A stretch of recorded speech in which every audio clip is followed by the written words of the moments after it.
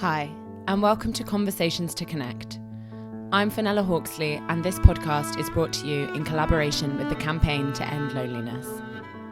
Social isolation and loneliness are widespread and can have a huge impact on health, happiness, and overall well-being.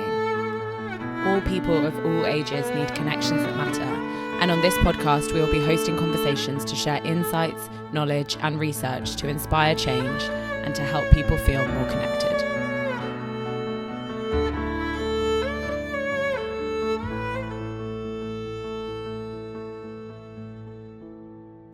On today's episode, I am joined by my grandfather, Commander David Hawksley OBE, born in August 1923. David joined the Navy at 18 in 1942 and fought in the Second World War and continued to work in the Navy until 1976, where he left and began a new career at BSI, British Standards Institution. On leaving BSI at 65, he became an international consultant for developing countries to help them develop their own standards institution. Whilst working in the Navy, David met his wife Sheila, and they were married for 54 years. David became her full-time carer in 2000 for the last 4 years of her life, when Sheila passed away in 2004. Hi, Grandpa. Welcome to Conversations to Connect. How are you? I feel fine. Okay, thank you so much for joining the podcast. So I wanted to ask you a bit about later life and finding purpose following the loss of your wife Sheila. So I know that you left your job in 2000 to care for Sheila full-time. What was that like as a full-time carer? Well, I concentrated on it, and so it was. I was glad I could be of use looking after her, and I hope she was comfortable. Mm-hmm. Do you feel like that became, in a sense, your purpose? Yes, it did. For 4 years, it was my purpose. Mm-hmm. I did nothing else, really. Mm-hmm. And so when Granny Sheila passed away, how did you cope with the loss, the grief, and also, in a sense, finding a new sense of purpose whilst also dealing with the fact that you've lost your life partner of 54 years? Well, I didn't sort of sit down and say to myself, I've got to deal with this. Mm-hmm. I think probably I was driven as much by instinct as by reason. Mm-hmm. But one's always at one's best when one's instincts go in the same direction as one's reasoning powers. And so I felt I got to do a lot of things. People were very kind, and a lot of people asked me to go and stay with them, which I did and enjoyed. And I know you said that at the beginning, kind of dealing with the grief was quite hard, and that everyone in your family found it difficult to sleep for the first few. We did find it difficult, and I found it particularly difficult, and my doctor put me on sleeping pills, which I was on for about 2 months, 3 months. And then it wasn't until one of my invitations, a splendid one, to the island of Montserrat in the Caribbean, and I went out there, and for the first time for 3 months, I was able to sleep without any sleeping pills, lulled by the noise of the tree frogs and the general feeling of being in the tropics. Somehow I felt at home, which I hadn't done in England. And I don't know if that was an enormously distant ancestral feeling of being in the tropics, where we all started a very long time ago, or just it was completely different. Or do you think it's because you had so much experience in the Navy of living in the tropics that you felt more... I had lived in the tropics a great deal, yes. So it was a return to something else when I'd been thoroughly happy. And maybe also getting out of your, I suppose, being in the same place where you are caring for someone day in, day out, and then being in that place when they're no longer there must be quite a shock. I think it was. I didn't think of it like that, Yeah. but I think you're quite right in suggesting that, yes. So then being somewhere completely different, you can just relax. It was utterly different. The Caribbean is a bit different to England. And it was totally different, completely new experience. And it made all the difference. So did you feel lonely after Sheila passed away? I missed her. I don't know about feeling lonely. I was lonely, yes, of course, but largely because I missed her not being there. Yeah. As I said, I was asked out a lot, which I appreciated enormously, and I started to book holidays, and rather daringly by myself, which I'd never done before. Were you 82 at this I was point? I was 81 when she died. So in 2005, I was 82, and I started. The first big holiday I booked was in Peru, and I went there, joining up with a group, and found it intensely interesting, and I enjoyed it enormously. Were you nervous booking a holiday on your own at the age of 82? I was rather, yes. It doesn't mean I was on my own, as it were, but I was by myself in a tour group of complete strangers. But I found that whenever I did that, there were people who were friendly, and I wasn't sort of sitting at a table for breakfast all by myself and that sort of thing. You went to Peru first, and Yes. how did that feel, your first solo trip with a group of other travellers? Well, I just forgot about everything unpleasant and enjoyed it enormously. Both Sheila and I had both expressed an interest in Peru, but she couldn't go there because of the condition of her lungs, which is, of course, why she died.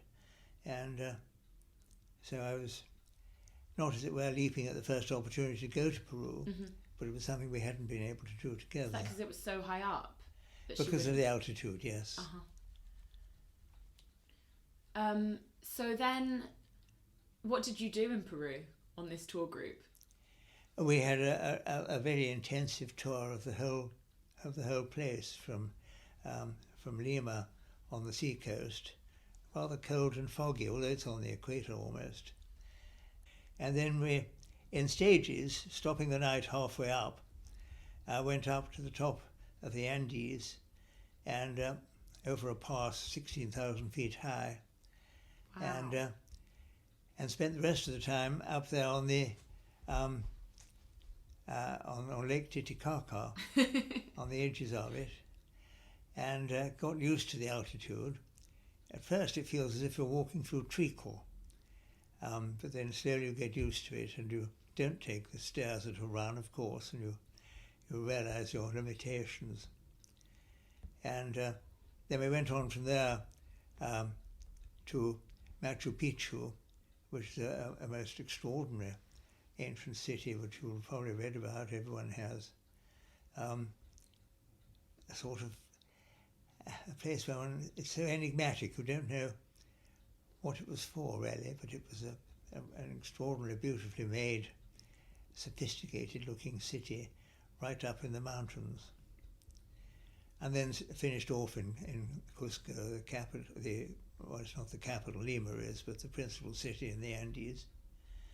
And then back again down to the plain and wet, damp Lima. How old was everyone on this trip? They were all much younger than me. Were you? So you were 82. I've never been on a trip, and all the ones I did then and later, there was anyone older than me. What was the average age? I should think the average age was about 55. Okay. 50, 55, that sort of age. 45. I mean, there were some quite young people in their late 20s. Were people surprised that you were 82? On the whole, gratifyingly, yes. Okay, so after Peru, when you came back from that trip, did you feel like that had given you a new lease of life in a way, because you'd seen a whole new Well, in a way place? it did, because I immediately started to book other trips. Where else did you go? Well, I think the next one I booked was the trip you can do around the north of Norway into the Arctic Circle with the Hurtigruten ferries. They're ferries, they go from port to port, all the way up the coast and then back again, stopping in ports at daylight alternately, so that although they stop at the same port on the way back as they do going up, to catch the traffic that was to go down south rather than up north. You don't experience the place twice because it's at night. Oh, wow. And I enjoyed that very much. It was fascinating, and I had been into the Arctic during the war, but this was very comfortable Arctic. And I found it very interesting to get right up to the Russian border and see herds of wild reindeer and the Sami, the indigenous people of Norway. And they were there before the present Scandinavians arrived from further south. And was this a boat trip? Did you feel like because you were on a boat, it also made you feel at home because it was like being back in the Navy? In a way it did, yes, yes. Now, I love being at sea, and I always liked being at sea in the Navy, and I always liked it when we went to sea and didn't stay in harbour, even though it was, for me then, of course, quite hard work. And I know you did something pretty impressive. So from 82, that's when you started travelling on your own, but at 89, you booked a round-the-world trip by yourself. Well, yes. I don't know why you're laughing at that. I don't know, because most people would be that's quite a brave thing to do. Were you nervous? No, I wasn't nervous, but I got trail finders to help me do it. So I wasn't exactly backpacking. I was, I was in a way, but I'd arranged for places to stay all the way around the world. I'd arranged for transport to meet me at airports and so on. And while that wasn't possible everywhere, and I did have to fend for myself a bit, it wasn't. I wasn't sort of tramping from place to place with a pack on my back. Didn't you have friends in Australia and Yes, India? part of the reason was that I would then call on people in Australia and do a bit of a tour of part of Australia, and then an old naval friend in the Indian Navy, and stay with him in Bombay. So where did you go on your around the world trip? I went to San Francisco, which I'd never been to before. I spent three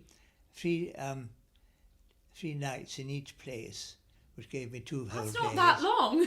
Well, it gave me 2 whole days plus a half day at each end. 3 nights in each place, and where did you go? I went to San Francisco, then I went to Oahu in the Hawaiian Islands, Honolulu, Waikiki Beach, and then on to Fiji, and I stayed in an island resort in Fiji with little sort of Fijian huts for one's bedrooms, and that was rather fun.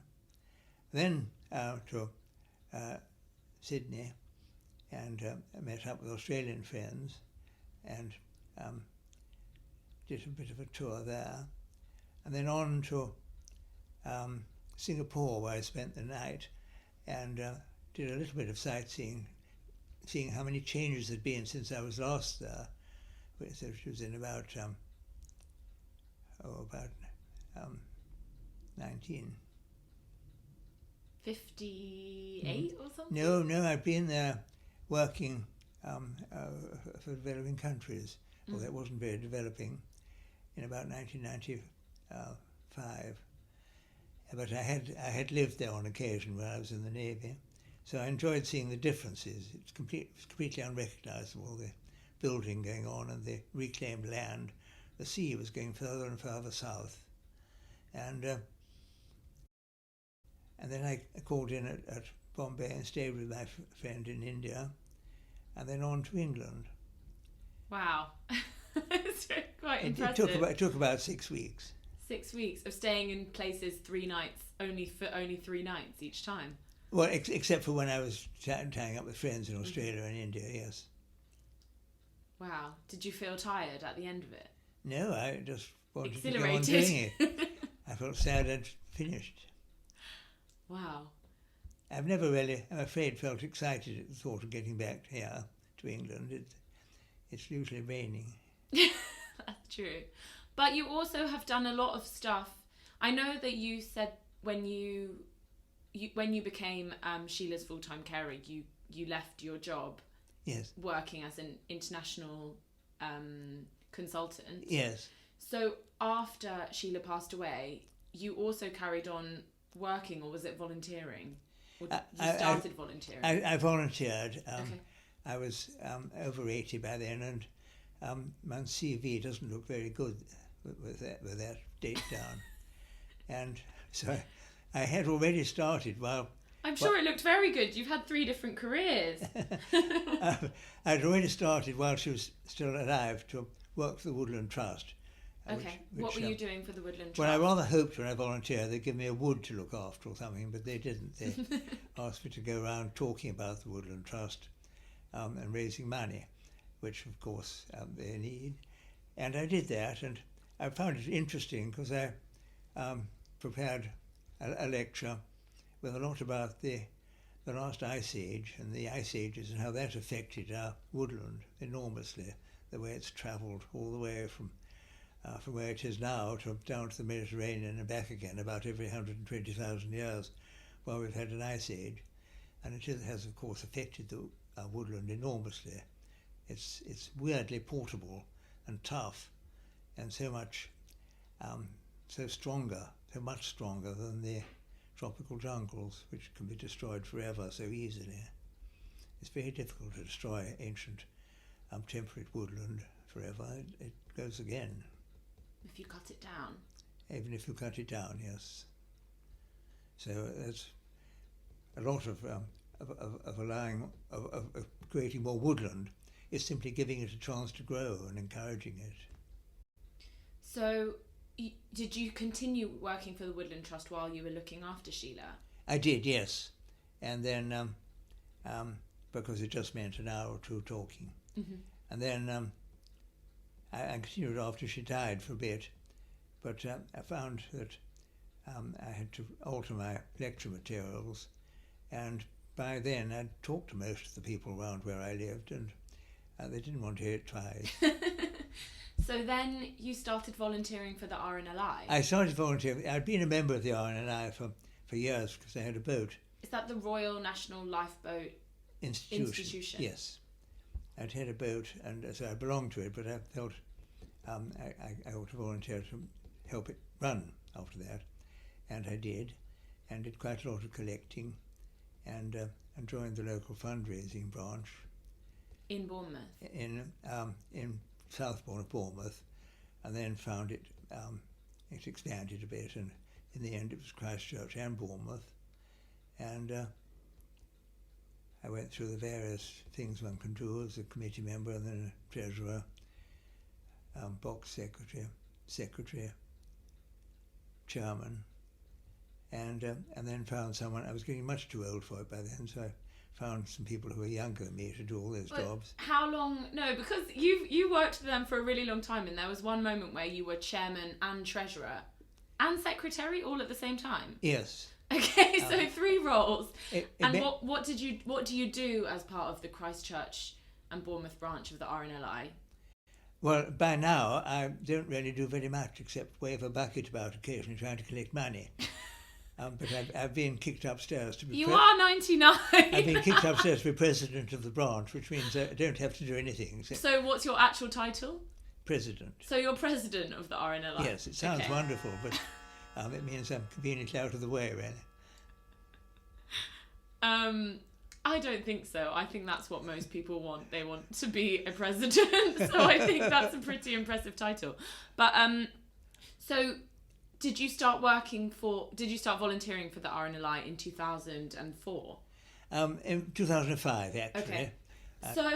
So when you were working for the RNLI and volunteering, you still do. While volunteering, you were fundraising and raising money for the Bournemouth branch. Yes. In different ways, yes. Be that events or through collections. Collections, flag days, yes. Collections outside big stores. And there's the run as well, isn't there? The community run, which I know that you have to stand outside in the cold for quite a long community time. Runs, yes. I think Christmas. called the Reindeer Run, where we people have to stand shepherding the runners through a wood, make sure they don't get lost. And what do the RNLI do for people that aren't aware? The RNLI is the sea rescue organisation of the United Kingdom, or of the British Isles actually. It covers Ireland too. And we provide the boats that may be required to rescue people, and we go out and rescue them. We also have beach lifeguards who do the same thing and work with the boats, of course. And it's completely voluntary. We receive no money at all from government or public bodies. It's entirely self-funded, and the crews are all volunteers. And we basically rescue thousands of people every year, but being rather careful to count exactly those who would have died if we hadn't rescued them. How many? And that is usually about 350 or 400 by the lifeboats, and about 150 by the lifeguards from the beaches. Wow. And they would all have died definitely if we hadn't rescued them. And that is our target, to stop people drowning. Whatever the reasons, we never criticise them for being a bit silly. We're trying to row across to France and that sort of thing. We just rescue them. That's it. And do you feel like, why did you want to volunteer for the RNLI out of other charities that you could have? Well, I could see how very useful it was. From practical lessons. With a small boat, I'd helped rescue people once or twice, in a very minor way. I don't mean they'd have drowned, but they'd run out of fuel, that sort of thing. And I could see how dangerous the sea is. Well, I've always known that because of my time in the Navy. It's not a sort of theme park, it's wild. Yes. And I suppose living so close to the sea as well, you have that connection with it. I suppose so, yes. I'm lucky enough to have a house on the edge of the cliff. And as you say, I've lived very close to it now for years and years and years, counting the Navy.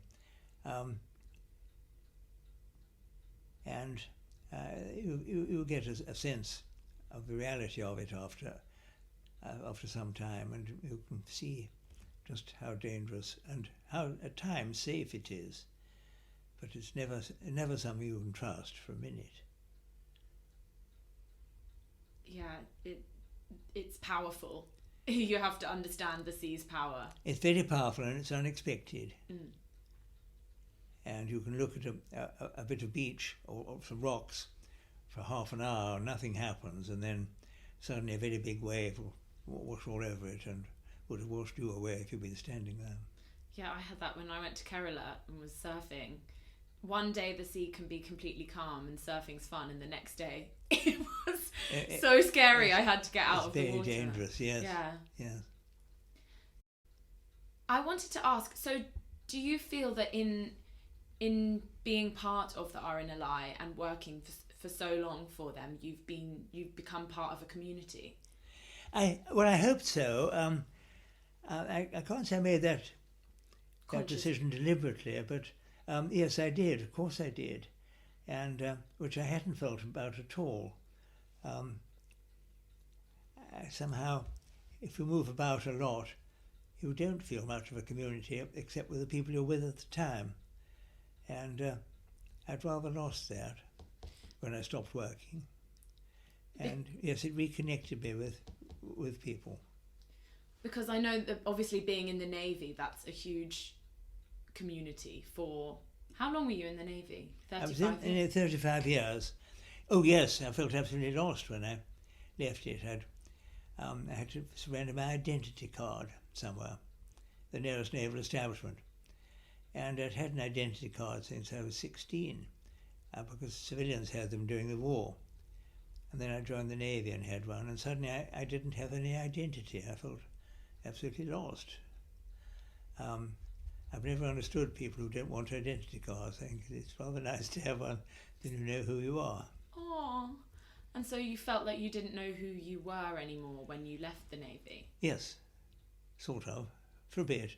But I joined BSI, as I've said, and I found that was a very nice place to be. And so how did you cope with that, with losing your identity card and losing your naval identity? Well, within a year or two, I'd got completely used to working for BSI Yeah. and the company that produced. And it really meant to me when Sheila died that I thought I got to belong to something. I didn't want just to be by myself, living by myself, doing nothing particular. And then I also started to volunteer for Christchurch Priory to act as a guide and occasional steward.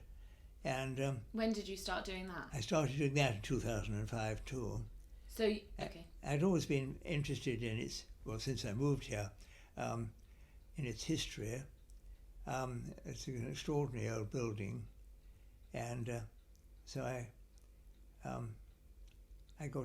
really enjoyed taking people up the tower and into the wonderful roof space above the false ceiling, which is a sort of window into the late 13th century. So you do tours of Christchurch Priory? I did, yes. I did tours, and I also acted as a steward on alternate Wednesdays. It wasn't very difficult. And I still do that. I don't do tours. I originally, when I went up the tower with people, I'd stop every now and again to ask them if they were all right, because it's a lot of stairs. And I realised that I was getting a bit over it when they stopped every now and again and asked me if I was all right. and so I stopped. How many stairs is it?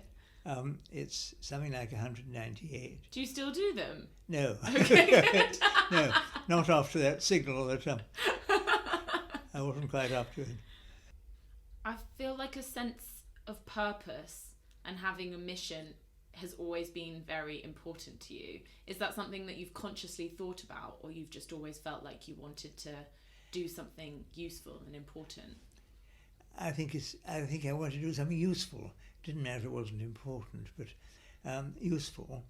I suppose the more useful, the more important, but the usefulness.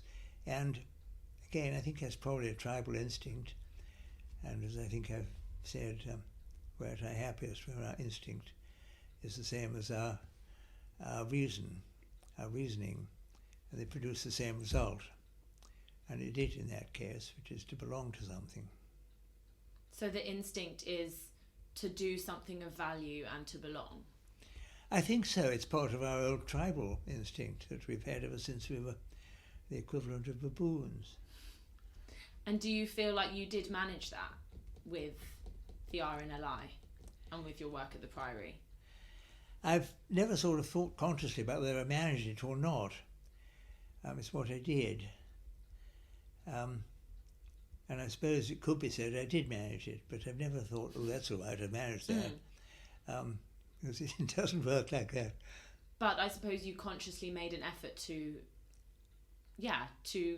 build community around you and to do that in a way that is volunteering and working with other people who also live close to you and care about the same things. Yes, yes, I suppose so, yes. That was in 2005. We're now in 2023, so it's been 18 years that you've been volunteering with the Priory and the Royal National Lifeboat Association. Yes. That's a long time. Well, and you still volunteer for both of them.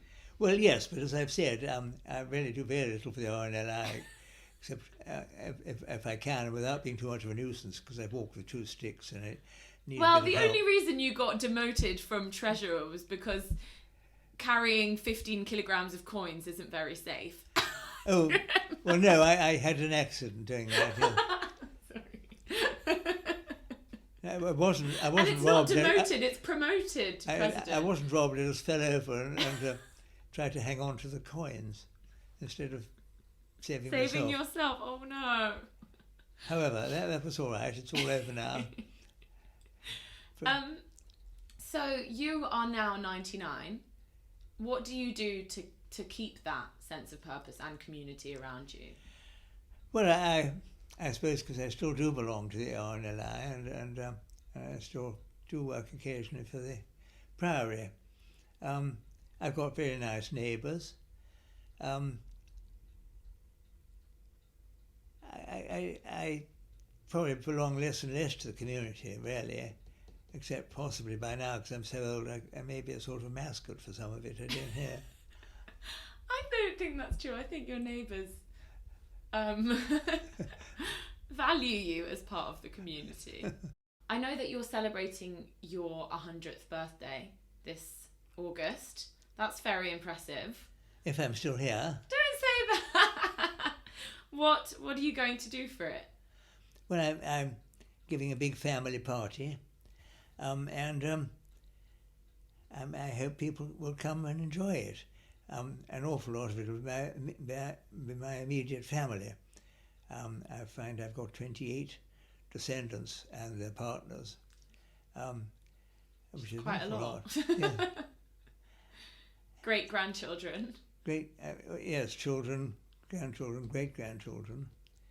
I haven't got any great-great-grandchildren yet, and it would be a bit unseemly if I did.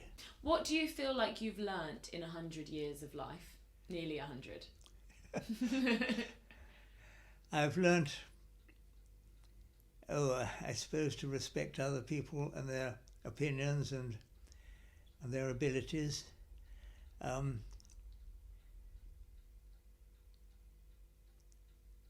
To be tactful, to try not to hurt other people's feelings. I've learnt all sorts of things which I wish I'd known when I was younger. From that point of view of how to behave, it becomes instinctive as you get older, and with a bit of luck, it's instinctive in the right direction.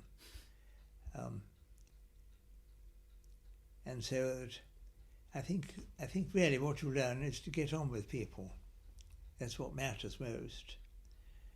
Human relationships, it's what matters most in our life. And I hope I've learned a bit about that.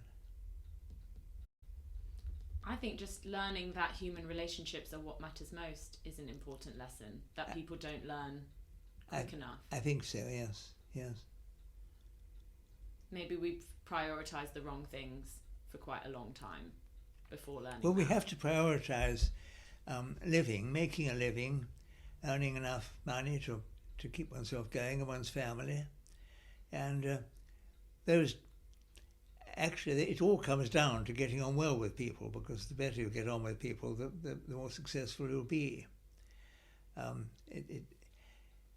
It also comes down, of course, to expertise in particular things, because that helps you to get good jobs. But the vital thing is to get on with other people.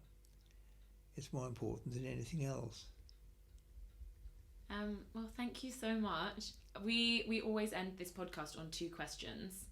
So the final 2 questions. The first question is, when did you last feel lonely? I wouldn't like to say that I hadn't stopped feeling lonely at times. You do. But I don't feel sort of indiscriminately lonely. I miss people when they're not here. Both people who've died and people who are still here, but they go away. And then I don't see them for a bit, and then I do. So that you never stop a tendency to loneliness, but you have a different idea about loneliness when you're my age, because when you're young, you're lonely because you feel left out of things. Your friends are all having a good time, or the people who like to be your friends are having a good time, and you're not, and you're left out, and that's the worst bit of loneliness to the young, the feeling that if only they were more popular or something, they would not be lonely. Well, you don't feel that by the time you're my age. It either happens or it doesn't. So it's a different feeling, and it's a less unpleasant feeling. And what advice would you give to help someone feel more connected? And just on that, so do you think that you become more used to being alone when you get older? Yes, definitely. But I'd advise anyone who does feel lonely to join things, deliberately join them. It sort of goes against the grain a little bit. I don't know why, but you can join things. You can join U3A classes, for instance. Is that University of the Third Age? University of the Third Age, and I did actually, not because I'm feeling lonely, but because I thought I would. What did you learn? I joined French classes. I'd always been trying to do better and better French, and I started during the war, and I got quite good at reading and writing it, but I could never do what I really wanted to do, which is converse with the French people, because I don't understand a word they're saying. And you don't learn that in classes. You need to have a French pen pal, or like someone you who need have a French chats mother with. or a French father. That's the ideal thing. And I'm sorry, I wasn't. Or a French. partner. Yes, or a partner. Yes. I forgot as well. You also started piano lessons again and took grade 7. Oh, I started piano. I sort of ducked learning piano when I was young. I kept bailing out of it. And when I was 70, I thought I'd missed something, so I did start taking piano lessons. And the only way I could make myself do it was by the grade system, because that made me pass an exam. And yes, I did work up to grade 7, and then I took 8, and I got fewer and fewer marks every time I did it. I'm sad they didn't pass. I realised after a year of failed attempts that it was trying to tell me something, which was, that's it. Wasn't it just that your hands didn't move fast enough? No, I couldn't read I couldn't read music fast enough. What age did you try grade 8? 80. Mm-hmm. And I tried again when I was 81, and it didn't work. But you did climb Machu Picchu, so I think. Oh, okay, Machu Picchu, yes. Okay, so to help people feel more connected, you would recommend joining things, whether that's a group, a volunteer group, learning new skills. I think that's true, because when you join a group, especially something that you go to regularly, you build relationships over time. Things don't take, and you've got a routine, so it means that you will be around people at this time every week. Yes. And the relationships will build, even if it takes 6 months, because relationships do take longer to build than we think they do. It does, but when you finally somebody says, I hoped you'd be here yesterday and you weren't, sort of thing, you really feel you belong, and it's nice again. So it's nice to belong to something, and that again is back to our tribal instinct, of course. So true. I found that in a CrossFit gym in Paris, in my boxing gym in Brixton. Yeah. Yes. There's a place where you feel like people know that you're there and they appreciate you being there, and yes. they would notice if you're not there. They do. That's exactly it. And the minute that happens, you feel at home. Mm-hmm. Aw, well, thank you so much for this conversation. It's been so lovely. I have loved it. Thank you. I've enjoyed it. And yeah, I'm looking forward to your 100th birthday party. So with my fingers crossed am I. Thank you.